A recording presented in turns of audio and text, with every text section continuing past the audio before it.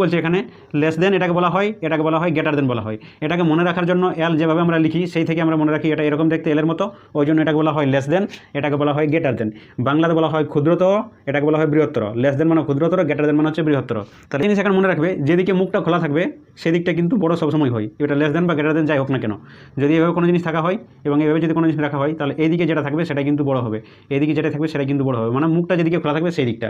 এদের নামগুলো হচ্ছে এটা লেস দেন, এটা হচ্ছে গ্রেটার দেন হয়েছে। এদের সঙ্গে যদি এরকম কিছু একটা দাঁড়িয়ে দেখতে পাও তাহলে এটা বলা হয় লেস দেন ইজিক্যাল টু, এটাকে বলা হয় গ্রেটার দেন, এটাকে ইজিক্যাল টু মানে যে সমানটা আমরা ব্যবহার করি সেটা। এখানে দুটো আছে, আমাদের এখানে একটা দেওয়া আছে, একটা ব্যবহার করা আছে, আর এটার সঙ্গে এটা সমান হয়ে গেল। তার মানে এটা কি, এটা লেস দেন ইজিক্যাল টু, দুটো চিহ্ন এখানে একসঙ্গে যুক্ত করা আছে।